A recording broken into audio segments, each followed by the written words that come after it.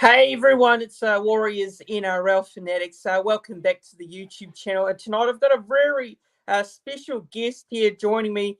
Everyone should know who he is. It's Glen Larmer, who's one of the leading commentators for all the Warriors games here in New Zealand on Sky Sports. And he does a great job as well. It's good to have Glen on the channel for the very first time, actually. It's the first time we've done this together. So it's good to be able to have a chat with another fellow Kiwi. And a guy that does some great work with what he does with the commentary on Sky Sports New Zealand for all the Warriors games over there, especially. So, Glen, welcome to the channel. It's great to have you on and looking forward to having this chat with you tonight. Yeah, kia ora, mate. How's it going? You're on the Gold Coast, right? Yeah, I'm on the Gold Coast here in Australia and in Queensland. So, yeah, I'm a proud Kiwi, born and bred, but from Auckland, New Zealand, from West Auckland there.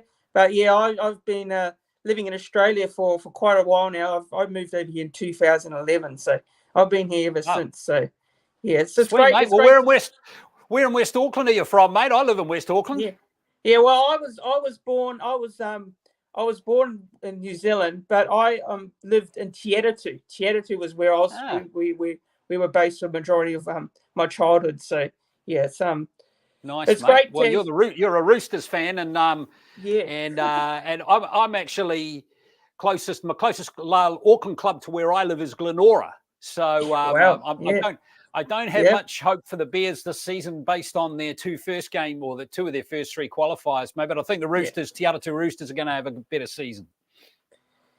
Yeah, and Te Atatu Roosters, we got a player from the Warriors. He plays for the Te Atatu Roosters as well, actually, and he made his debut there on the weekend for the Warriors off the bench. But it's great to have you on. It's awesome to have you on. You know, everyone knows your delicate tones there on Sky Sports New Zealand, doing a lot of brilliant stuff there with the commentary for all the Warriors games in Auckland on Sky Sports. And it's great to have you on. And hello to everyone who's tuning in. Hope you make sure you like this live stream as well. Give this live stream a like, and don't forget to subscribe to the YouTube channel as well, Warriors NRL Fanatics as well. It's all much appreciated. It all helps the channel as well, and it's absolutely free. And Jose, it's good to see you in the chat there. Evening, bro. What a huge get for the channel. Thanks for joining, sir, and up the wires. Absolutely. And why don't we get into it? We'll talk about it now. We'll go through, your career as a commentator and, how it all started, how it all began for you. And, we'll also chat about, at the end of the stream, we'll chat about the footy and the Warriors and,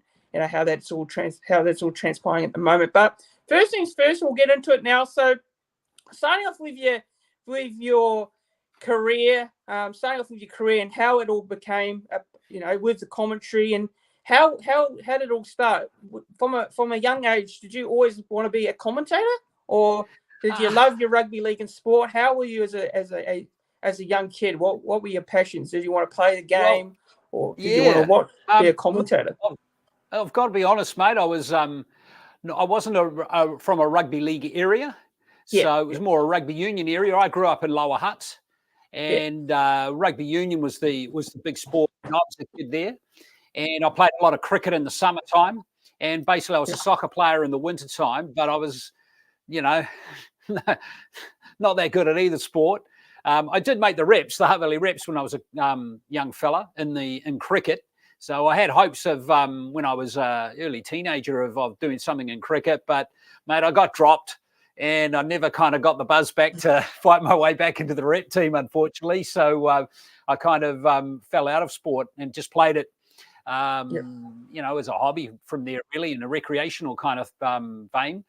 It wasn't really until, I graduated as a journalist. I went to news journalism school, and I trained as a news journalist, actually, and I went to various places around New Zealand, being a news journalist in Invercargill and Palmerston North, Masterton, but I always had a love of sport, and I found out pretty early on, I really enjoyed reporting on sport, and I became a full-time sports journalist in the mid-90s in Wellington at RNZ Sport, and worked with some great broadcasters there like Brian Waddle, Graham Moody, Gary Ahern, John Macbeth, all of these guys. I had to pinch myself because I was working with these kind of legends of radio sports broadcasting.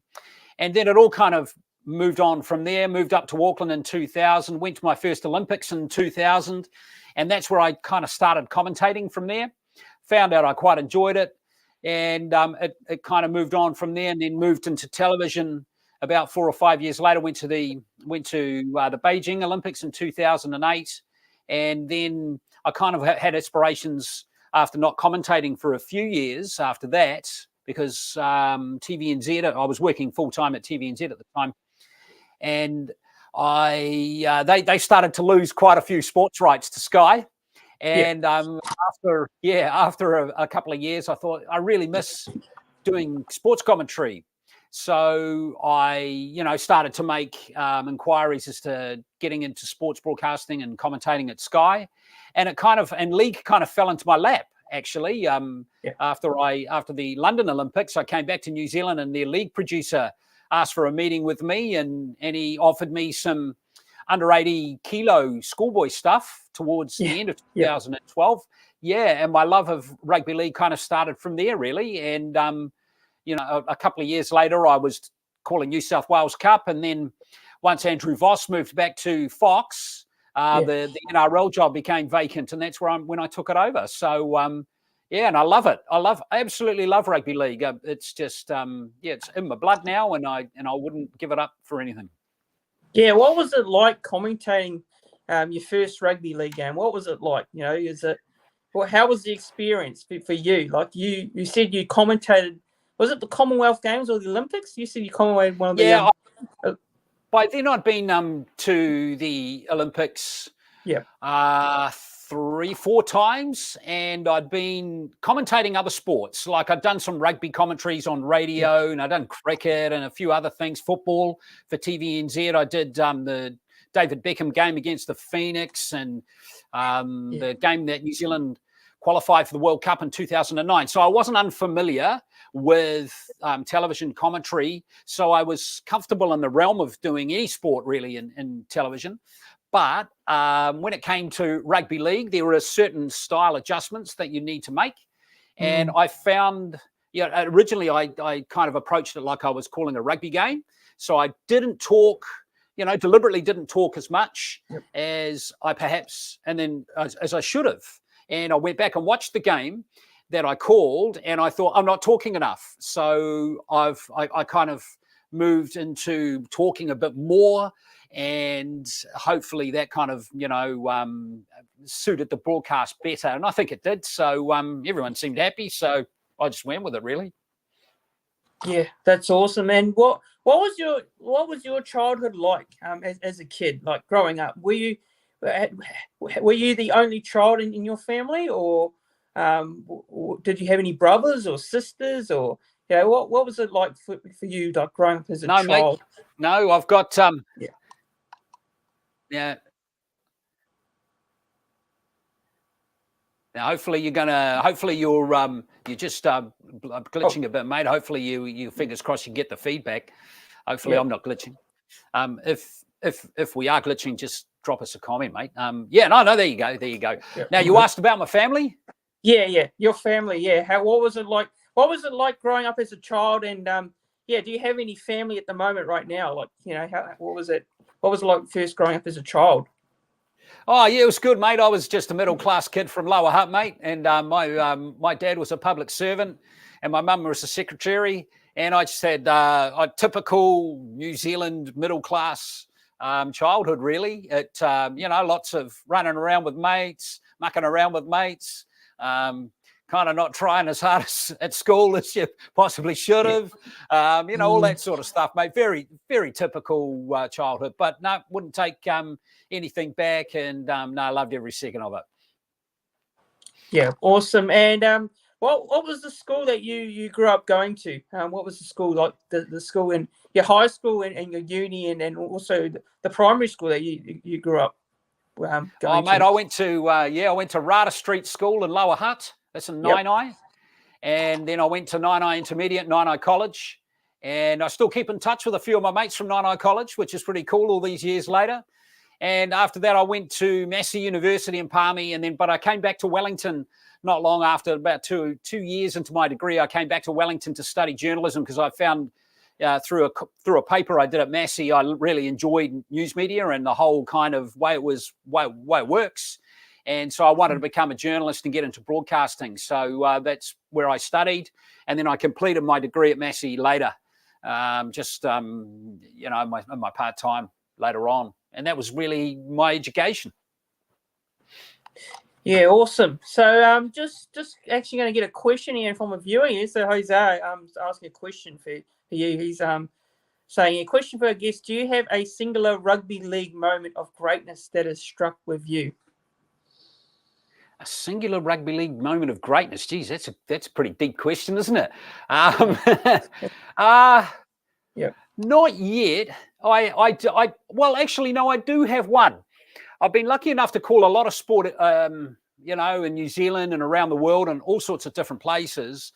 One thing that I loved that will stay with me forever was Tonga versus England in the semi-final of the 2017 World Cup. That was played at Mount Smart, that game.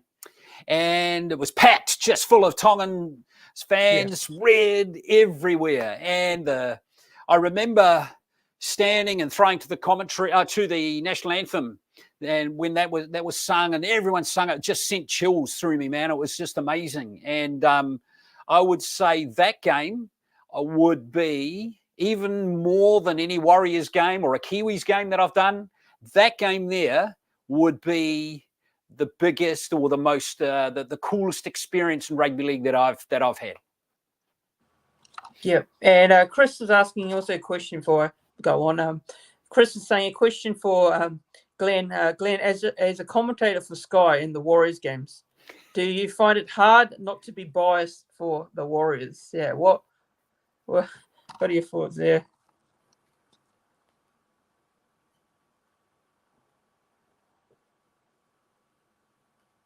Did you get me? Yes, the old bias question, eh? Yeah. Yeah, hopefully, yes, I do find it hard not to be biased because I'm exactly like you, mate. And I'm exactly like probably everyone tuning in here. I want the Warriors to win every single game. But when I commentate, I am very aware that there are fans of the other team watching. And whenever there's a good try that they score or there's a period of good play, then I will hopefully do my best to ensure that my bias doesn't come through. I thought, I listened back to a few of my games that I've done, and I feel I do a fairly good job of staying as neutral as I can, because that thought, as I mentioned, is always in my head. There are always fans of the other team watching. Yep, well said there. And just on the just want to get your thoughts. Like a couple of years ago, the Warriors were based in Australia, and they were based in Australia. They had some because of COVID, and COVID hit, and that was a tough time for the club as a whole. What were you doing at that time? Because the Warriors weren't based in New Zealand. How were you going with how that situation was? Because you weren't able to commentate the Warriors games in New Zealand. So what were you doing at that time? Like it must have been it must have been tough. Like, totally sucked. Sucked. No, I call a lot of other sport. Not just rugby league. I call football, tennis, a lot of basketball at the moment. I'm calling a lot of games in the New Zealand Basketball League at the moment as well. I lost everything during COVID. So I was like you. I was watching Netflix. I was watching the Warriors play, and that was it. There were a few games of domestic rugby league here that were played in between the lockdowns. I did those games. I did commentate those games. Yep. but I didn't commentate any Warriors games for 2.5 years. It was tough, man. But that first game back against the Tigers and the game before, the week before, the Kiwis played Tonga, I think, in that game. Those two games, they were epic, man. And I think those two would rate very close to that game that I described before, the Tonga-England game. They were awesome, and it was like, they never left. It was very strange, actually. No games for 2.5 years, and then we were back there, and it felt like we'd never left. It was weird. Yeah, weird time, man. Yeah. So as a commentator, what was your best memory as a commentator, as a Warriors game you commentate? Like what was one of the best ones you highlighted in your commentary career, or as just a general fan, like watching it? Well, the one that I do remember, the Canberra Raiders game last year, which went to Golden Point, you'll recall.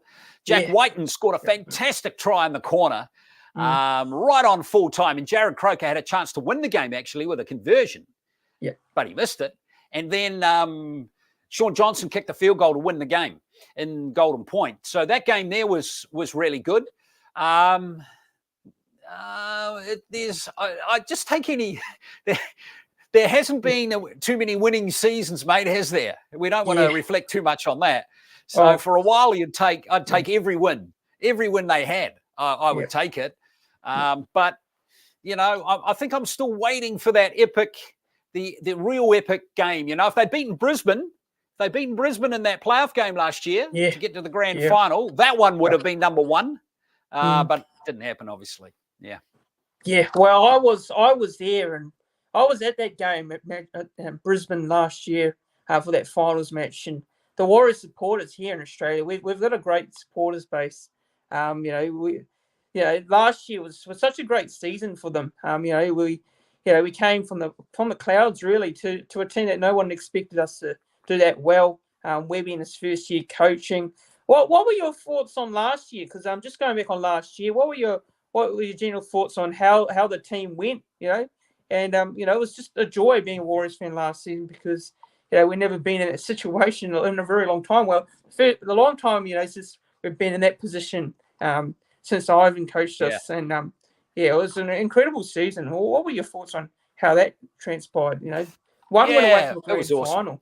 Yeah, awesome. It was just so cool when they go on that big winning run for a while, and it was a bit of a shame they couldn't compete towards the end of the season there and against the Panthers and the Broncos. But that I really think is a sign of how good Penrith and Brisbane were last year. They were so good, both of those teams. In fact, Brisbane should have won that grand final. They blew it.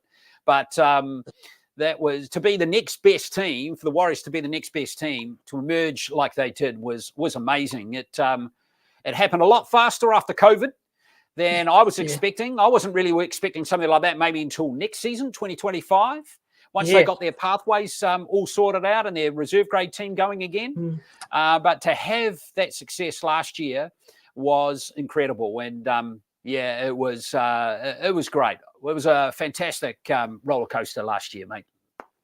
Yeah, and Jose is saying here, I imagine it must be very hard to say some of those long Pacific Island names. I'm an Islander Māori, and I struggle. Yeah, how do you do it? Like, I know there's so many people that struggle. I'm going to put my name up for that included. Like, I try to pronounce it as best as I can without butchering it, but I just struggle with it altogether. And but how do you go about pronouncing the names of the players? Because as a commentator, some people can be quite critical of the way if you don't say the names right, which is pretty fair. You want to say them as respectfully as you can, but how do you go about pronouncing the names of some of these players that we have in the game in NRL? All right. Yeah. Well, look, I do try very hard to pronounce every name in every commentary I do, and it's not just Pacific Island names either. It's Italian names, Polish names. When I commentate European teams and European athletes, they can be very tricky, let me tell you. But in terms of all the names, what I try and do is, there is the sound of the vowel is basically a, e, I, o, u, particularly in Māori. And it's similar, but not exactly the same in other Pacific Island nations. So I go based on that for starters. I also have mates who can speak Māori, Samoan, Tongan, and I have a mate in Fiji now who is nice. They are all able to help me with any tricky names and any names that pop up.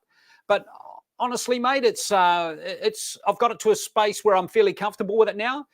I don't get them right all the time, but I think I do okay as long as you try your best. And I, in my head, have done all I can to get the name right and not leave it to chance or not guess. Then that's really as much as I can do. I do find some names hard, no doubt about it. But with practice and hearing it from someone who speaks the language and knows how the sounds work in each language really does help me and reassure me. So that's my process to pronouncing not only Pacific Island names, but all languages and countries that I commentate from athletes. Yeah, well said there. And NP's ask here. I was going to ask which players excite you the most when they carry the ball. Have you called out Artie's name 3 times before he scored? Anyone else? Yeah, look, I have fun in the commentary box, mate. And seeing line breaks is really where it's at, isn't it? In league, they don't happen very often, so when they happen, you gotta go for it. That RTS try in Christchurch, comes to mind straight off the bat. Fanua Blake when he busts through. Sean Johnson. I mean, I've called a few great Sean Johnson tries over his career now. Every time he kind of steps past the player, I'm on cloud 9. In fact, there's a clip. We've started filming ourselves commentating this year and put a few clips on social media. I saw that. I don't know if you've seen them. Yeah. So actually, one of them on TikTok's had about 170,000 views now. It's ridiculous, but it's but that's the one where Dallin intercepted and scored, and that was against the Knights, I think. And then that was the same game where Sean stepped through and sealed the victory with his try. So you can see how kind of excited and passionate I get in the commentary box when some of these guys do something pretty cool, and it happens in the other team too. Just haven't put them on social media just yet.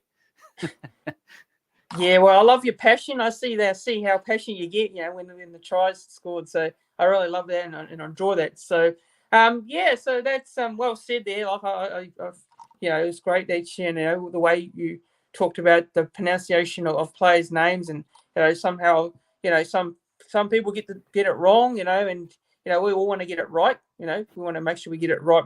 But it can be a struggle. It can definitely be a struggle for a lot of commentators out there at the moment. A few in Australia, when they pronounce the players' names. But so it can be difficult. I'm the one that finds it tough to pronounce the names. Although I'm born in New Zealand, I still find it really hard to say the Pacific players' names. I try to be as respectful and try and say as well as I could say it. So but anyway, so look, regards to your commentary and that and how it all came about, and how long have you been on Sky Sports? I just would love to know how long you've been doing this sort of stuff for. Like, you've been doing it for quite a while now, have you? Like, it's been a few years, is it? Like, how many years? Yep. The first job I did on Sky Sport was about 12 years ago now. I think. I think it goes. The first thing I did was the ASB. Well, it was called the Heineken Open tennis. That was in early 2012 that I did that, and I did that for quite a few years actually, and before COVID struck. But yeah. So yeah, that would be the first thing I did, and then I went to the Olympics with Sky in 2012, and then I moved into rugby league, like I mentioned earlier, mate. So that's where I've kind of started with Sky. Yeah. Yeah, and what is it like? You know, going to the what is your preparation like? You go to a game and you commentate. What is the prep like for a commentator? I'd love to know this, because I haven't heard it before. A story of how a commentator preps for a game. You know, we hear about the players, how they prep for a game during a game and after a game, and what's your prep like going to a game for commentary? Like, how does that go about it?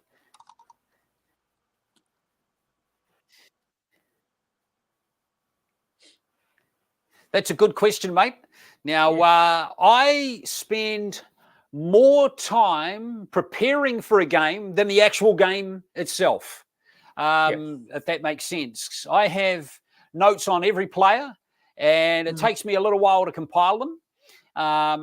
As I said, it's more than, each game on average takes about 2 hours. So I am preparing probably 3 hours for a 2-hour game, and I have more notes than I need, but you never know when you might need something. And something might happen during a game that a stat that you have on your prep sheet becomes relevant all of a sudden. So I have all sorts of stats and notes on every single player, and I don't use 50% of it, pretty much, even more sometimes in the games that I call. But I would rather be over prepared than under prepared, and that's kind of how I do it. There's no science to any of this. Some people, I know some commentators still write everything out by hand on a piece of paper. I don't do that. I put it all on a computer, and then I just update it, which cuts my kind of paperwork down, and I feel that I can comfortably read off a screen now. So, but I know some guys, as I mentioned, that write everything down by hand, and they will have these detailed like A3 pages of like all sorts of scribble all over them. And I look at that and I'm thinking, no, that's not for me. That's too complicated. I'll go for a more simple kind of approach. Yeah, that's awesome. That's well said. That's really interesting to hear what your perspective is on how you prepare as a commentator going to the game, and that's what I love to hear, like the insights on how that all works about. But just on Sky Sports and working with Sky Sports, what is your relationship like with working alongside Monty? You've worked alongside some very good people there. Monty, your former player, played for the Warriors for a couple of years. And he does his own stuff now on Sky with his show as well. Which I like to give that a watch on YouTube. They put it up on YouTube because I don't have Sky here, so they don't have Sky here in general. But yeah, what are your thoughts on just working alongside those people like Monty? How's that been a joy for you, like working with Monty and all those others that you get alongside? Well, mate, first of all, before I get on to Monts, I did start with guys like Logan Swan, doing New South Wales Cup. And then when I came into the NRL, I did a lot of games with Daryl Halligan.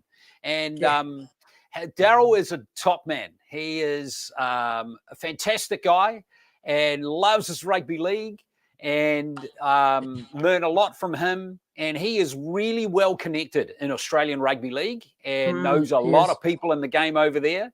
And it's really cool to see him still have a relationship with Sky. He goes to all the away games and in a reporter type role, in case you're not aware, and still does a great job.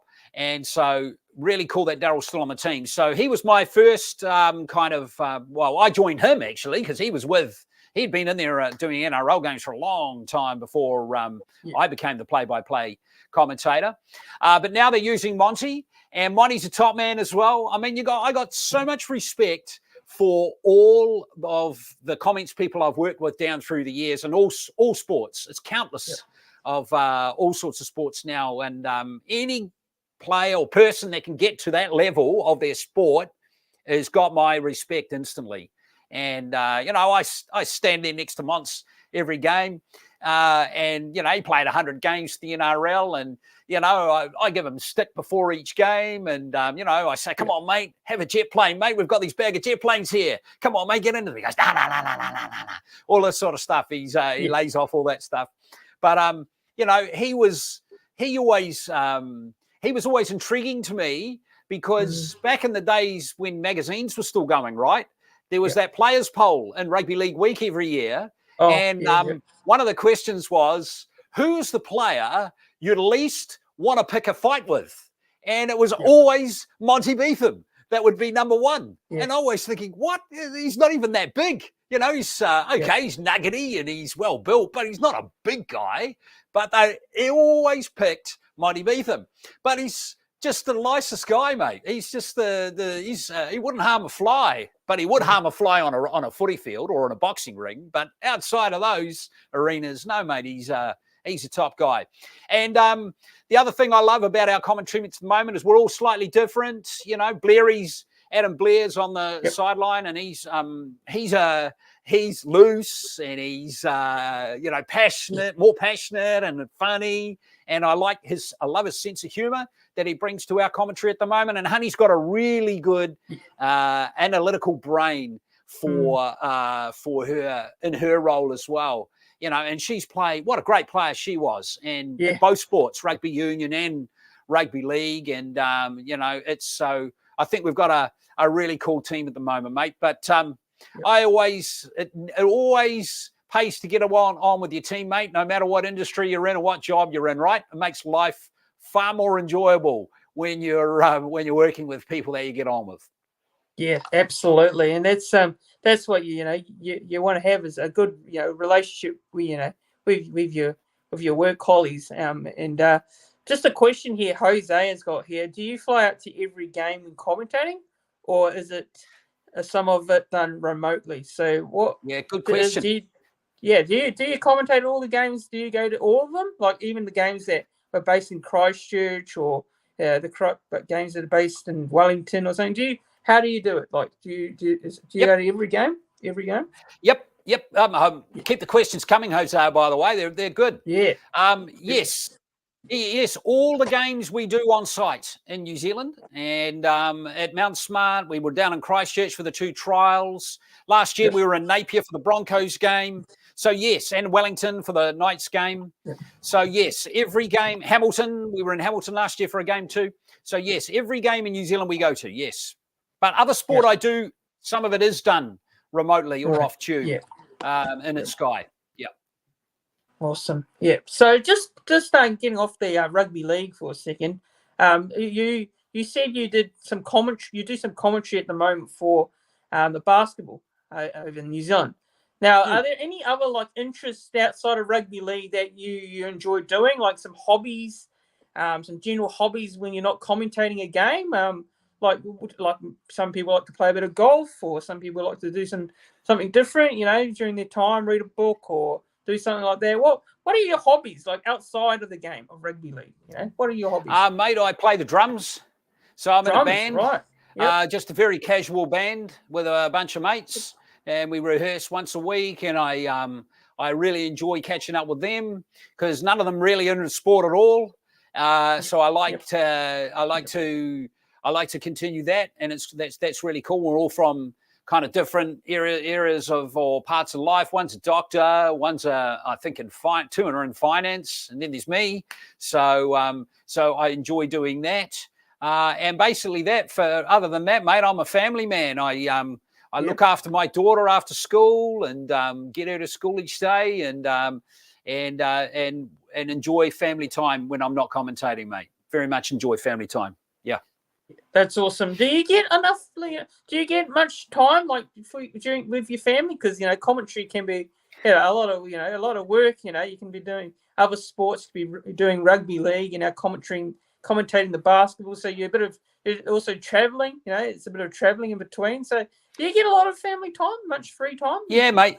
Yeah, mate. Especially during the week. It's a lot of sport. as you're aware, is at weekends, mate. So Yeah. I usually nip away at the weekends, mate, on a Saturday afternoon or Sunday afternoon to do something. Occasionally it's a Friday as well. So I get plenty of family time in the mornings of those days and also during the week, mate. So happy days, mate. That ticks along nicely. Yeah, and you said you play for a band. Now, is music your passion as well? You got another passion? Is it music for sure? Yeah, no, I love music, mate. I've got big music collection like everyone on Spotify has, and I'm constantly listening to new music. Got mates who text me albums they think I might like. I text them albums that I think they might like. So yeah, we're always listening and being kind of amateur critics about bands and their albums and artists and stuff. So it's good fun. Yeah. So what music? What do you say your music is? You like to listen to, like your favorite artist, or do you have a favorite artist or band, or you generally like any type of music? What type of music? Because there's some not really, mate. I'll be honest, mate. I don't like anything you hear on the radio. No, yeah, I'm the same. I'm the same. Yeah. Mate. No, I'm into more alternate rock, hard rock. But not. I try not to, get too kind of genre specific. So I do like some pop, and even some classical music, mate. So anything that kind of is interesting to my ears. It's really hard to explain, because music isn't a science either. It's a bit like sport. It's not a science. It's it's something in here. Gets you in here, mate. Sport and music. And arts and stuff like that. So yeah. Yeah, awesome. So just I'll get to some of the viewers' comments again soon, but just keep them coming. Make sure you keep them coming in the live chat. We'll definitely answer them. So I'm not ignoring your questions there, guys. So yeah, we'll get to them soon. So I just want to ask Glenn as well here, like in regards to music, would it be something you'd like to do once you finish commentary, or is it just a little like a hobby? Nah, it's hobby, mate. It's definitely a hobby, mate. Even though I play the drums, I'm certainly not up to professional standard or anything like that, mate. I get blown away when I watch some of these drummers that I hear, and then I see them on YouTube. I'm just blown away by how good they are, and it's just I'd never get to that level. Yeah. And what is your favorite? What is your favorite sporting event that you would like to attend or commentate? So, you said you've commentated the Olympics, but is there a sport you'd love to commentate, or a sport you'd like to attend as a general onlooker, like a watcher? Is there a sport you'd like to look at commentating next, or watching live? Yeah, look, I'll never commentate an NFL game, but I wouldn't mind giving that a crack. Same with an NBA game. Same with an English Premier League game. And the Melbourne Cup. I'm actually fortunate enough to know the guy who calls the Melbourne Cup now, Matt Hill, and he is amazing. And he and I worked together at Rio at the Olympics. He was commentating equestrian on the team that I was with. And one day I just happened to walk into a work area and I heard this voice popping out of a speaker. And I thought, wow, listen to that voice. That guy's got an amazing voice. And he was commentating dressage, and it was Matt Hill. And so I met Matt, a day or two later, and then 4 or 5 years later, he's bloody commentating the Melbourne Cup, and he's fantastic. And I would love to one day have a crack at a horse race, to be fair, mate. It's I don't know how good I'd be, but there's an art to that. Those are actually, those race callers, I've got to say, are probably the commentators I most admire in all of sport and broadcasting. The way they fluently call a race with what sounds like no errors is amazing. And I've never got off my butt to give it a crack or put in the hard yards, but one day I might, mate. Yeah, awesome. Yeah, just we'll get to some of these questions here. So actually, we'll ask there's a question here from Benny G. So we'll get to Benny G's first, and we'll go through the other comments, questions. He's asking here, can I please get your thoughts on RTS being a right-sided player and not a left? His left-hand fin and right-hand offload is nullified on the left. Lack of passing and setting up Montoya is a concern. Yeah, because at the moment us Warriors fans are trying to wonder, ask questions as to why we are struggling a little bit in our attack and our defence. Glenn, what are your thoughts there on that question there? What do you reckon? Awesome question, Benny. Yeah. And look, it's something I've pondered quite a lot at the moment as to why the team is just not quite functioning like last year, even though they've probably, on paper, got a better team. Yeah. So it's a very good question. I've got to say, I'm not convinced that Roger is a centre yet. And I think if they want to start winning some games regularly, I've wondered quite a lot over the last couple of weeks whether they should drop Montoya and move RTS to the wing and play Pompey at centre. And the reason I think that is the best, I think most fans, all of us would agree, the best performance this season the Warriors have put on was against Souths, and when they thumped Souths, right? And in that game, Pompey played centre and Roger played on the wing. And I'm kind of torn on it. I want to see that more, but I don't think we are going to see it. I think they're going to persist with Roger at centre. I think over time, Roger will be a fantastic centre, but he's not a fantastic centre at the moment. I think if Roger was, sitting right next to me now, and you ask him that question, do you think you're a great centre? He would say no. I'm still learning how to play the position. In fact, I think he said that pretty much in the press conference that he gave yesterday. So that's kind of where I kind of sit on it. So, Benny, I think you're spot on, mate. I don't think he's the best passer. I don't think he's setting up Montoya as well as perhaps Pompey might, or Pompey was last year. But I don't think we're going to see a change. I think they are going to persist with it, and they're going to give Roger time to try to really, nail down that position. Yeah, well said. And a question here from Hosea. He's asking, who do you consider to be the GOAT of rugby league commentary? Yeah, who is the one that really? Who do you reckon, like out of the commentators, in rugby league, who do you reckon is one of the greatest commentators? Oh man, I don't want to answer that question, eh? Yeah. Because you're just going to offend people, All I'll say is that there is not a best commentator ever for anything.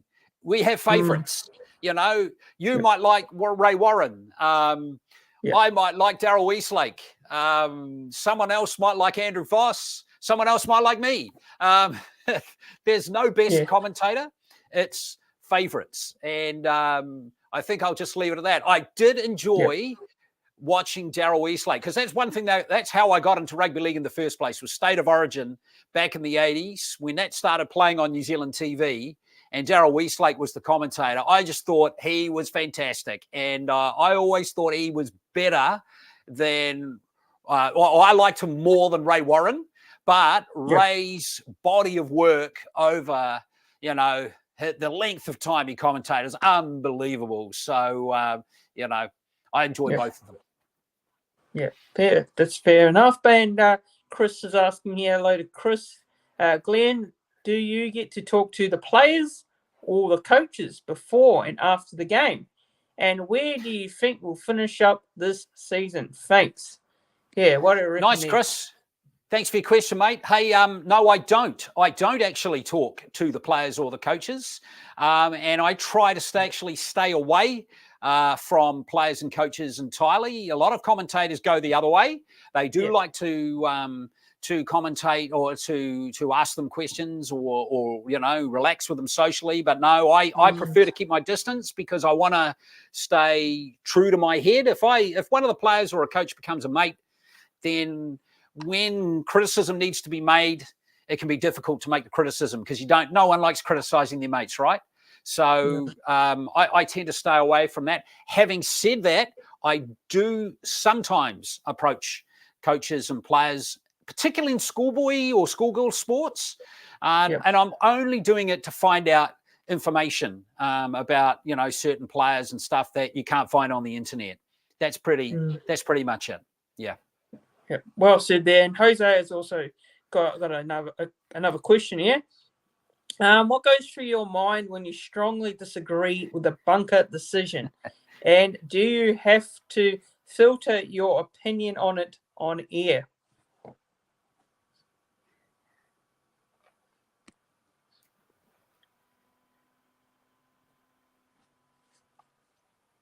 Whoop, chip cut out then. Oh, no, there you go. Okay, right, you're back. Yeah. Okay, yes. If I strongly disagree with bunker decisions, I'm exactly the same as you. Drives me nuts. And, the one that baffled me a little bit was that little Wade Egan knock on. Yep. And at the weekend against, who did they play? They lost to the Titans, right? That little tiny little knock on. And, on one angle, it looked like the tiniest little knock on, but on the other angle, looked clean. Those are the ones that kind of get in my head a little bit. And sometimes it's not just the bunker; it's a decision that's missed by the referee. And I'm gonna highlight Reece Walsh's forward pass in the game that you attended at Suncorp last year. Yeah, that decision there. Just, we called that game from back in New Zealand. We weren't there. And that was just so disappointing. And it deflated Monty and I in that little booth we were commentating in. And it just killed the game. It was such a bummer that they missed that. Okay, the Warriors were behind a little bit on the scoreboard. But if that try was pulled back like it should have been, then... who knows what might have happened? Warriors score a try, they're back in the contest. But it denied them the chance to come back into the game. And those are the ones that really grind my gears, mate. Those ones really grind my gears. But you kind of have to bite your tongue. You have to bite your tongue. Yeah. And that's the thing as a fan. We talk about, over the years as Warriors fans, we know that decisions are often against this team. And obviously it's a couple of years in the competition. We've been in the comp for 20 odd years. And we're probably used to it, but we're also fuming at the same time because some of these calls can be quite crucial and costly. As a fan, we know how costly it is. And those big moments, especially when you're in an important moment in the game of NRL, and a big decision comes back and bites you, and bites you. So. Yeah, it's frustrating. It is frustrating, but I don't generally like to talk about it too much because I'll probably have a rant about it. But yeah, well, mate, just before we move on, the Tigers have been stiffed twice in the last 2 weeks. With that Koroisau no try, and the previous week when Justin Wallen was ankle tapped without the ball. Those things. If that happens to the Warriors, you think we'd all be screaming blue murder if that was the Warriors. And it's those sort of things, mate, they need to stop, stop. Yeah. Yeah. And then you've got the referee boss coming out on Monday and saying that the call was wrong.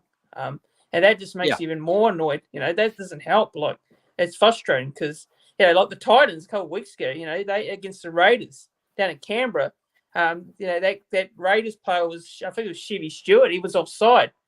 And the Graham Ainsley said, "Oh no, he got that wrong. He was offside. When they were trying to go for the field goal, the Titans were trying to go for the field goal, and these are the things that can frustrate a fan. When you have this sort of stuff play out, it frustrates the coaching, it frustrates the team in general. And I know Webby's not a coach, go off about refs and that because how good he is. But that sort of thing as a fan obviously is really frustrating itself. So. But moving on from that, moving on from the bunker sort of stuff, another thing is I would like to ask you on is this season. Obviously going into this year, the Warriors, there's a lot of expectation on this team. Obviously last year was a great year. This year, we've 8 rounds in now. We're 8 rounds into the competition, It's been a bit of a mix. Results been a bit of a mix. They've been up and down. We lost to the Sharks at home, and that was a game you commentated on, of course. We went to Melbourne. We heartbreak lost there to the Storm down there in Melbourne, and that was a gutting way to lose a game. Off a try from Xavier Coates, which was all credit to him. But what do you reckon so far this season? What are your general thoughts on? What is your general feelings on how the Warriors are doing at the moment? Because a lot of fans, have got expectations, and so be it. There should be expectations because you have a great year last year, and you should be going well this year. But we're not in disaster stages right now, But we have lost our last 2 games against teams like the Dragons and Titans. But what are your thoughts here on the Warriors so far this season? How do you think it's all playing out? There's been injuries. That's definitely not helped. But I'll get on to the injuries in a minute. Yeah, I think, mate, that if you're asking me right now, where are they? 12th on the table? Yeah, 12th. I would have expected, I would have expected the Warriors to be higher than 12th. Yeah, I would have expected them to maybe lost a couple of games, not 4. So it's disappointing not to be further up the table at this point of the season. Having said that, last year they were 5-5 after 10 rounds. So and they ended up 3rd or whatever they did, 4th, 3rd or 4th, can't remember now. Anyway, so there is still that prospect to come. However, they are going to have to start playing solid for 80 minutes. We really haven't seen an 80-minute performance just yet, apart from that Souths game. And, I'm going to put a little asterisk next to that Souths game because Souths are terrible in that. They were awful in that game. They were just not at the races that game. So the other games, there have been parts where the Warriors have looked fantastic. I think Andrew Webster summed it up great yesterday when he said, when we're playing well, we look as good as everyone. And when we're not playing as well, we're down there with the worst teams. I think one of the issues that's hampering the team at the moment, we touched on that Roger left edge, at the moment, which I don't think is functioning perhaps as well as it could have or as it could have been. I think the other issue has been injuries. At the moment, I'm feeling and seeing when Barnett and Fanua Blake are on the field, I'm feeling good about how the Warriors are going. And, they look strong. They're getting good go forward. Everything's looking pretty good when those 2 guys are on the field. But when those 2 guys are on the bench having a rest, the Warriors are looking vulnerable. And that's where the Titans attacked them and got them, basically, in that game last week. When Fanua Blake and Barnett came back on, we were 12-0 up when Barnett and Fanua Blake were on. When they went off and came back on later, we were down 27-12. And when they came back on, we scored 2 tries and we looked good.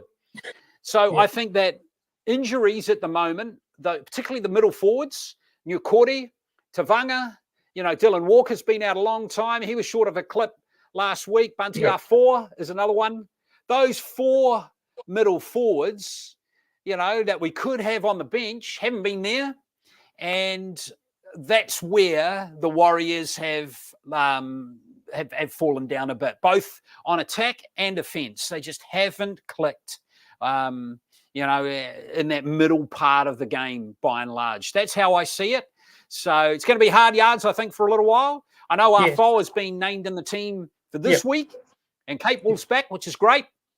But I think until Nukori and, Walker gets up to speed and Jazz gets his hammy right, and we've got a full-strength team we can finally pick from, then I think once that day comes, I think the Warriors will be okay. But unfortunately, I think for the next little while, I think it's going to be pretty hard yards.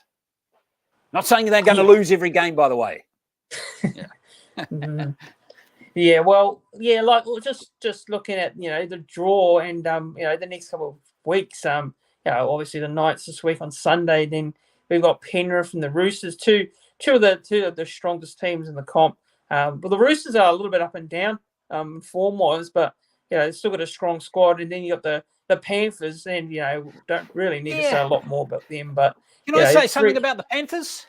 Did you watch the Cowboys Panthers game at the weekend? I did. Yeah. And they sort of won that game. They threw an intercept right on halftime, which Panthers scored a converted try. And then the winger, Valame, dropped a bomb right after halftime, which they scored a try from and converted it. And there's 12 points. Now, if the Cowboys actually play smart football there, they win the game, don't they? So I'm thinking, this is a bit of a bold call. I'm thinking the Panthers are a little vulnerable at the moment. That's what I'm going to say. Not going to be easy, but, give it a couple of weeks, maybe when the Warriors have a couple of players back with a point to prove. I wouldn't discount them in that game, mate. I'm not going to count them out in that game. Right. Yeah, that's I like it. I like their thoughts. I like their feeling, because as a fan, I'm generally quite nervous about that Penrith game. That game's in Magic Round in Brisbane. Now, Magic Round in Brisbane, I'm looking forward to going to that again. I've been for a couple of years, and it's great fun. It's great enjoyment. I like the concept of Magic Round. Just what are your thoughts on it? The concept of Magic Round, because it came from the UK in the Super League. What are your thoughts here on Magic Round, having a Magic Round? Like, I'm going to be great to have one over New Zealand over the next few years. Yeah. I don't think it'll ever happen here. No, and it's the same with the State of Origin game as well, because they won't happen here because of the time difference. And, they'll always need to play a game at, an 8 o'clock Australian time, which is 10 o'clock here. And that's just too late. It's never going to happen here, unfortunately. No, I think great. Magic Round's great. I think Brisbane's the ideal place for it. For a fan in New Zealand, it's easy to get over at Brisbane for a weekend of footy. And, it's great. Yeah. And I've Magic Round. I'll go to the Magic Round here, and also the Gold Coast, because being Gold Coast, Seabus is not far from home. So I go to the Warriors Titans games a lot, and the games in Brisbane, whether it be the Bronx or the Dolphins or the Magic Round, of course. And earlier this year, I went to Auckland. I came back to Auckland. It was my first trip there back since 2018. And I went to the game against the Knights on that day on Sunday. And it was a great crowd. It was awesome atmosphere. I really enjoyed being there, and it was great fun. And being able to go to Mount Smart for the very first time in a long time was awesome. So I absolutely loved that. Loved that experience. Awesome. Yeah, it was awesome. It was awesome. So it was great. But just a comment here. We'll get some more questions. So keep the questions coming, everyone, and we'll get to them. So Benny G's asking here, a lot of talk about Zion Ma'u and Tom Ale, who should be in the 17 this week. What are your thoughts on both players' strengths and weaknesses? Well, Zion, I'll start with him. I saw him play in 2021. I mentioned a while ago that there was some rugby league played in between lockdowns in New Zealand, and New Zealand Rugby League put an NRL 20s tournament on one year, and he played for an Auckland team when he was only 17. So he was 3 years young, and he carved up. He was fantastic. He was MVP of the tournament, fantastic player. He was on the edge then, but now he's a middle forward. So at the moment, he's only 20. I would say, he got a taste of NRL action last weekend.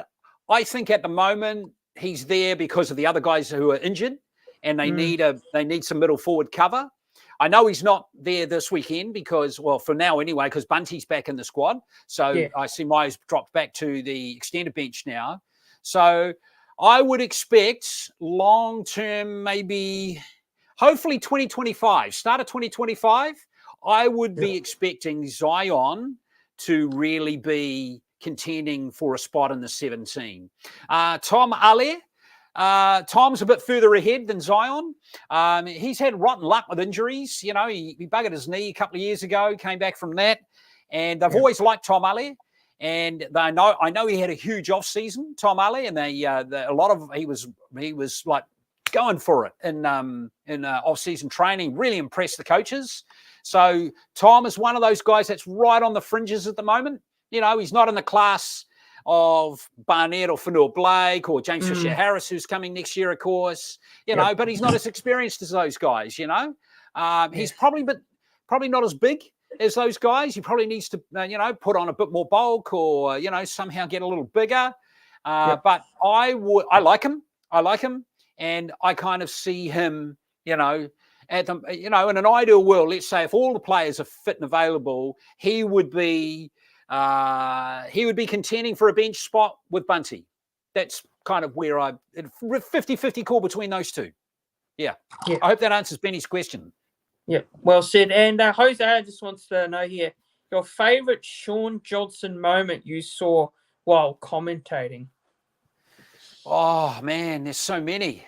I mentioned that field goal against Canberra. The try against Newcastle was awesome. Yeah. It was, there's so many down through the years. It's hard to pick one. That's a good question that he's asked there too. Yeah. Which team has impressed you this season? Well, I'll tell you, I've been disappointed with the Roosters. I was expecting the Roosters to be much better than they have been. So they have been a disappointment. Look, who's picked the Sharks to be top of the table after 8 rounds? No one I know. So I'm probably going to have to pick them. Yeah, well said. And there's a comment here from Edmund Dufty. How's it going, Edmund? He's saying here, will Tane I think play a game? He's meaning Tane Tuopiki, I'm assuming. Tane Tuopiki, yeah. He will only play with injury. He only played when Chance was out, but now Chance is back. Tane's probably not going to, there's not room for him, unfortunately, in the team. Yeah. Can't pick everyone. Yeah. Yeah, and we'll talk. I'll ask you about the pathways real soon. I just want to get to this other comment here that's just popped up. So Chris is asking here, what's your thoughts on our defence apart from the Souths game and the Knights where we are leaking points badly? I always felt that NRL is built on defence. Do you see where the possible issue is? No, I don't. But I remember a few old wise heads telling me that defence in rugby league is just all about heart and ticker. Yeah. And, maybe I'm just assuming maybe fatigue is battling them a little bit at various times of the game. Barnett and Fanua Blake have been asked to play more minutes than they have been, and there's basically been no support for Wade Egan the last couple of weeks either. So, he's having to play more minutes probably than they would like. I know Tohu Harris in an ideal world wouldn't be playing 80 minutes either, but he's been playing 80 minutes because he has to.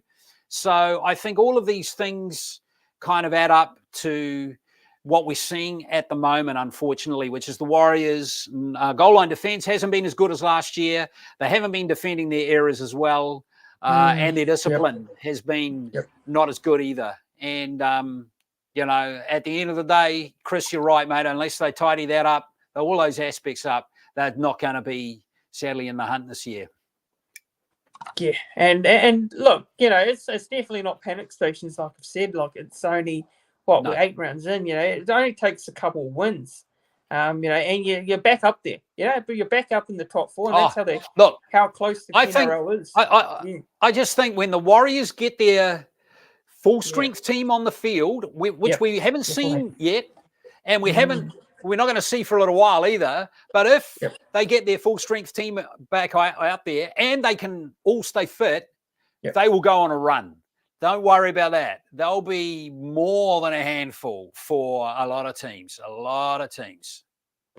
Yeah, definitely. I absolutely agree. Like, if we can get our few players back, we've definitely got a strong case to be up there at the end of the season. But obviously, performances will have to improve, and we've got to start winning some games. We've got the bye coming up as well. We've just got the bye, so if we can get a few wins before the bye and lead into the back end of the season. Will be challenging. So just a comment here. Edmund's asking here a question. What are your thoughts on another New Zealand NRL team? Now, there's a bit of debate about it actually going around. Who's going to be the next team coming into the NRL? There's talks around a PNG side coming in. I don't know what your general opinions on that are. And Well, what are your thoughts here on the potential of another New Zealand NRL team? And will it be a Christchurch or a Wellington? Where do you reckon would be if there was another New Zealand team? I don't think it's. Yeah, I don't know. I don't think it's going to be Wellington. I don't think there's any movement out of Wellington at the moment to get a team there. There's no. I know there's two bodies out of Christchurch, obviously trying to get a team. Yeah, and they're hinging their hopes on the creation of this new stadium, which is being built at the moment. It's not going to be finished until I think 2026. In fact, the Warriors hope to play in it in their last of their 3-year deal with Christchurch. They'll be going back next year to play one game and then another one the year after, and they'll hope to play that game in there. So there's that. I don't know though. I don't know, and I've travelled all around the place calling rugby league. I'm not convinced that rugby league is a big enough sport outside of Auckland to really sustain a team long term. I could be wrong, but yeah, that's my gut feeling at the moment. If there was ever another team in a strange kind of way coming out of New Zealand, it probably should be in Auckland. You have two teams in Auckland, but I don't think that's going to happen either. Yeah, I think finances is just going to be the biggest hurdle to make this happen. But if one of those two Christchurch bodies can overcome that, it'll happen, I suppose. Yeah. Yeah. Well, Auckland's got a football team coming on board next season, and the A League as well. So they're out there to compete with the Wellington Phoenix and all the other Australian sides. So it's really interesting. Really interesting to see that the A League have already been able to bring in a second New Zealand team, but obviously the NRL haven't done that. So the A League is first when it comes to bringing in that second New Zealand team. So I'm not too sure how that all works. I don't really follow it a lot, but just general now. Another thing I'd like to ask you is pathways, and pathways is such a important thing for me in rugby league because it helps grow the game. We know rugby is quite a popular sport in New Zealand, but rugby league is growing in New Zealand. It's really growing. It's getting more popular, more popular than rugby union. So just generate pathways now. The Warriors have been able to field the under-21s, which is the Jersey Flag Cup side, and they've got the Harold Matthews Cup side, which we'll talk about soon. But you've got the Harold Maths, which is the under-17s, and then you've got the SG Ball, which is the under-19s as well, and then you've got the NRL Women's side coming in 2025. What are your thoughts here on the pathways? Because the Warriors have struggled with the pathways over the last couple of years because they've not been able to, field the pathways teams because being based in Australia. So, what are your thoughts here on the pathways for the Warriors moving forward? Because I think this is great. We've been able to now start fielding these teams. Yeah, look, it's fantastic, mate. I mean, it's this is where I think the owner, Mark Robinson's got to take a lot of credit for this. He's put his hands in his pockets and is funding these teams, which is amazing. Hugely important.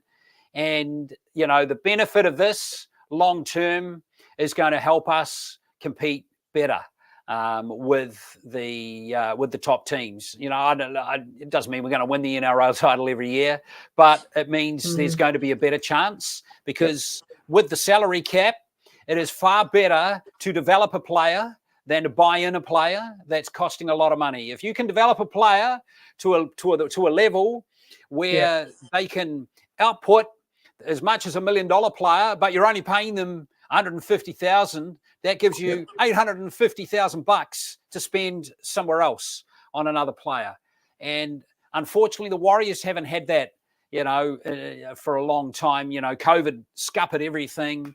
And then even before then, there were only two teams. So now there's, 5 men's teams, and there's going to be 6 teams coming soon, isn't there? So it's incredible, really. And it's amazing that Harold Matthews team won the tournament, winning their last, 8 games in a row, beating winning the final easily. And actually, mate, I'll give my own YouTube channel a bit of a plug here. I've just uploaded an interview with TJ Ashford, the coach of that team. I interviewed him earlier today, and there's a 22. I'm just looking at my computer screen down here. There's a 22-minute chat with him on my YouTube channel, which is youtube.com/Roaring Media. That's my company's name, Roaring Media, ROARING Media. So, yeah, have a look at that if you're interested in the pathways. He goes into a lot of detail there about how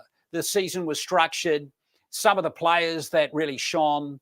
And, he's a really good guy, TJ. I know him well. And I'm just so happy for him that he was able to get that team to a championship in their maiden season. Amazing achievement. We've still got the Jersey Flegg team going now. The SG Ball team finished kind of mid-season, but I know there's some good players in there too, mate. And the great thing about the Harold Matthews team, just finally on them, is that I think several of their players are going to be in it again next year. There are only 15, most of those, or some of those guys this year. So they'll be back again next year. And, the older ones will move into the SG Ball next year. So this is the whole cycle of rugby league starting and for young fellas. And so many good players in that Harold Matthews team from down country as well, mate. There were some guys there was a guy, their fullback was from Manawatu. There were 3 or 4 from the South Island. One was from Otago. Tyler Hansen, who was a half, was from Bay of Plenty, a couple from Waikato as well. And, real good spread. And a couple from Aussie as well that have come over. So, really cool. Really cool. Yeah, and just on that, TJ Ashford, I had a bit of a chat to him on the Instagram. He's gonna come on actually and have a chat with me. So yeah, that's awesome. The club gave me the approval, so I've asked him if he wants to come on chat about the season as well. So yeah, I'm gonna actually get him on. Well, look, have a look at my interview. Have a look at my interview first. And then that'll give you a good guide as to how to win. For him this year. It's it's pretty cool. But that's cool, man. TJ's a top man, mate. He's a top man. Yeah, awesome. Yeah, and bit of a shout out to them because the season they had, they had to scrape through. They had to scrape through in the last game of the season, and they had to rely on winning that final game to scrap that 6th spot on the ladder, and it was very very very close bet, and then they got in, and then they made the finals 3 weeks in the trot in Australia. These young guys traveling over to Australia, their first experience. And they got better. Experience. Yeah, they got better with every game. It was amazing. To get through the Bulldogs like they did, the minor premiers and the semi, and then it was. In fact, TJ said that game he was nervous. He wasn't sure whether they'd get through that game, but he felt very confident in the final when the final rolled around that they were going to win. And boy, did they win! They won easy. So it was, and they were 12-0 down in that game too.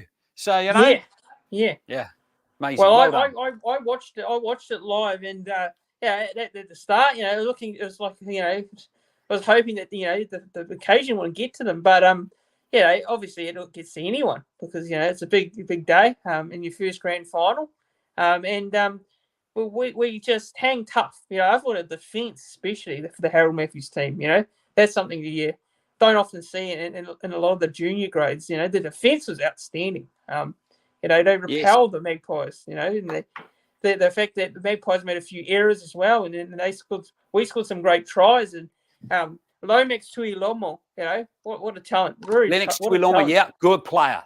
Now I'll also tell you that 2 of their best players basically didn't play all season. They were injured. A guy called Bishop Neal, and where did those balloons come from behind me? That was weird. There they go again. So Bishop Neal, a guy from Christchurch, he didn't play a game all season, and he would have played. He's an edge-back rower. And there's another guy, Stephen Moala, county guy from Counties. I commentated him last year at the New Zealand Rugby League Youth Tournament when he played for Counties 16s, and he's amazing. Amazing back rower as well. He played 1 game against the Roosters, got concussed, and we never saw him again. And he, Yep. you know, incredible they won the title without those two guys, because both of them are serious weapons. Yep.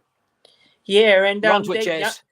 that young halfback as well, Jack Thompson. Yep. Apparently he came over from Aussie.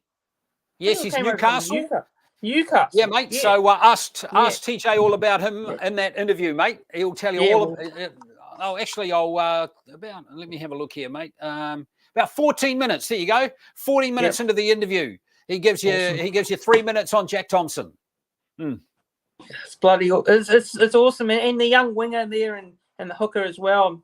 They've got some amazing talent. They're only young, they're only young players, and they've got the future's bright. The future's bright for a lot of those Harold Matthew Cup players, and I think maybe we'll see in the future them go up to the SG Ball, the under-19s, and then probably play the Jersey flag as well. So.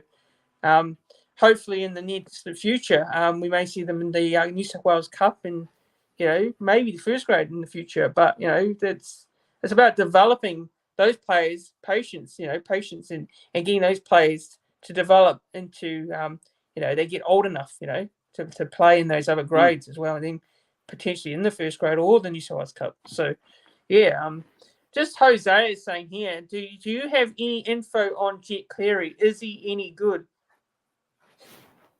Don't know. All I'll say is I hope it's as good as his brother. Yeah. I think we all do. No, I'm not sure. I know he's been playing for the Penrith SG Ball team. They're about mid-table at the moment.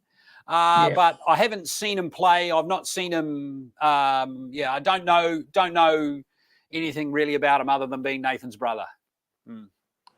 Yeah, and that'll be interesting to see how all that goes, because the Warriors, if you look at the recruitment side of things, the club's really pushed their recruitment up. A couple of years ago, you wouldn't have said that the Warriors be able to recruit a younger player like Jet Cleary, lots of a Luke Metcalf, Tane Tuapiki. The Warriors wouldn't be able to get some of these younger players that have played in Australia to come over to the club. What are your thoughts there on that? Because it's been a bit of a narrative around the Warriors is that they can't recruit some of these other players.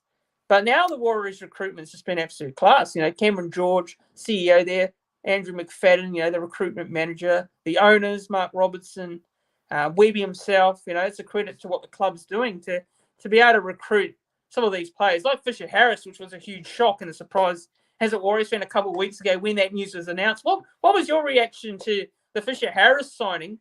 And then Jet Cleary signing, two Penrith players. Yeah, look, I didn't know anything about the Jet Cleary one, but I have to tell you that I did hear a little whisper about Fisher that they might have been making inquiries about Fisher Harris some time ago, but other than that, I didn't hear anything. So when that signing was announced, the Fisher Harris one, I was surprised, very surprised, but.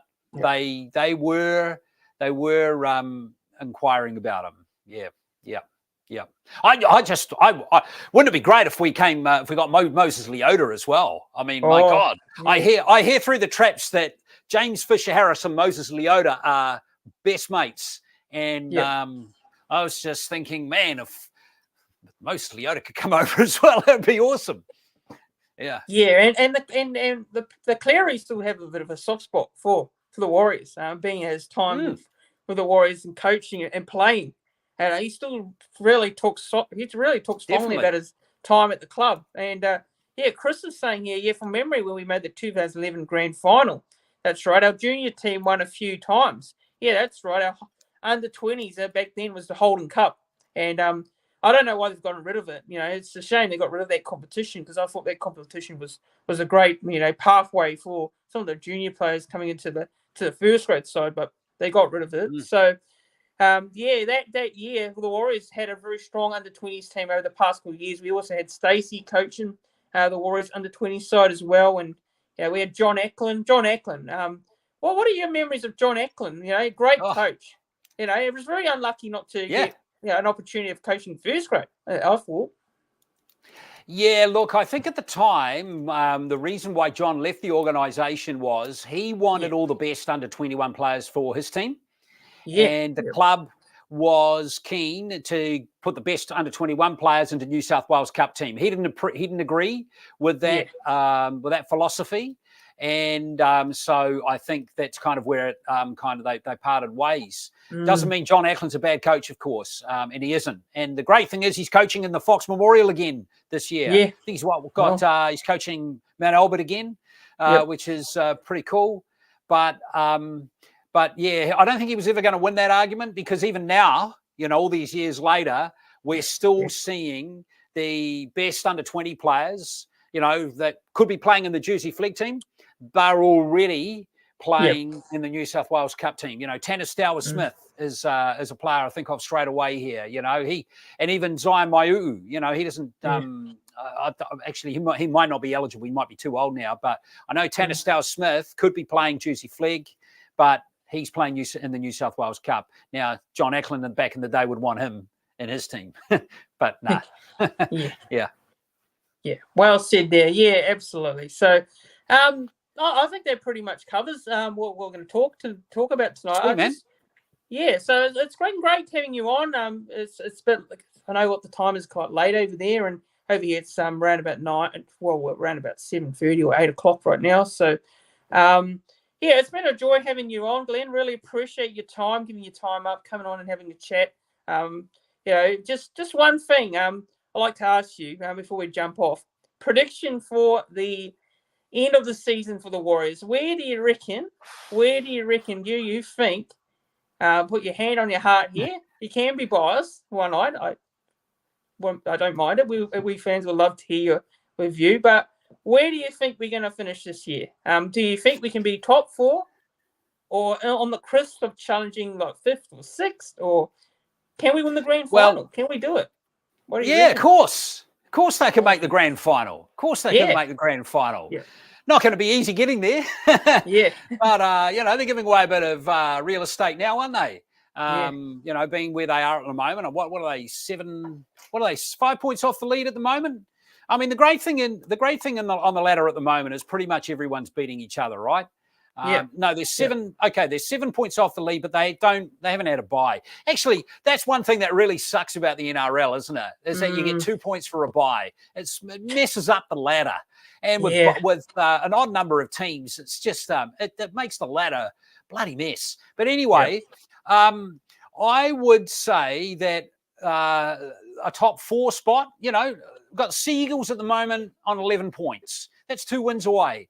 So it's not going to take much for the Warriors to get back to competing for a top 4 spot. But they're not going to do it if they keep playing like they're playing at the moment. So that's kind of the caveat for me at the moment. If they can well and truly bury this kind of patchy stuff that we're seeing at the moment, then they will certainly be a top 4 contender. But so will the Roosters. So will the Broncos. So will the Cowboys. I thought the Cowboys played really well against Penrith. Didn't win the game, but I thought they looked really good. The Raiders have been plucky on occasions. They've been down. The Dragons touched us up. They're 1 point ahead of us on the table. All of these teams are capable, We're all the Sharks to fall off. When are they going to fall off? Might they not fall off? That's going to make it harder for the Warriors. So, look, at the end of the day, I am just like the fans. I think they're certainly capable of making the top 4. If they want to win the NRL, Christian, they've got to finish top 2, right? Yes. It's so hard winning the NRL, not being in the top 2.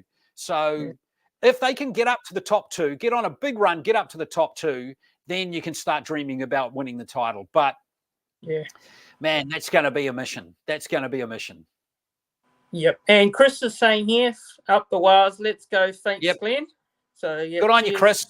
Yeah, hey, I want to thank all your viewers, mate. It's been great to get all the questions. Hosea, Ben, all the others, Chris as well, a couple of the other guys. Thanks, guys. Can I just mention that interview again with TJ Ashford on my YouTube channel? And if you want to subscribe to my channel, as well as Christian's as well, make sure you do it. That YouTube channel again, youtube.com, Roaring Media. Just search on Roaring Media. And I'm all on the socials on Instagram and TikTok and stuff. I emerged from a 7-year hibernation on social media earlier this year. So just search my name out or Roaring Media. You'll find me, and it'll be great to get your support. And thanks for having me on, Christian. I've had a lot of fun, man. Awesome stuff. Yeah, appreciate you coming on and giving your time up. And it was a great. I thought it was a great show tonight. Great chat. Really enjoyed listening to your insights, your knowledge of the game, especially rugby league is outstanding. So I really do appreciate you coming on, and thanks for coming on as well. And also go check it out. Go check him out. Like Glenn saying, he's on all the platforms. Also, give him the support as well. He does a great job with what he does on Sky with the commentary as well. So big shout out to you doing that, all that commentary for Warriors games. But yeah, guys, thanks everyone for watching. We're going to wrap it up now. Make sure you like this video, like the stream, like it if you're watching it back. Don't forget to comment your thoughts, your feedback, how you thought the interview chat went with Glenn. And maybe, who knows, in the future, maybe we might get him back on again in the future. But I do appreciate him for coming on. Thanks to all the viewers there, Hosea, Jazz, Chris. Also, have a look in the chat. We had Richard as well, and we had... who else? We had Zach as well. We also had Zach on as well. Zach in there in the chat as well. So appreciate all of you for tuning in and watching. Thanks for watching, everyone. Looking forward to the Warriors Knights game this week on Sunday. And have a good one. Up the wires, go the Warriors, and cheers.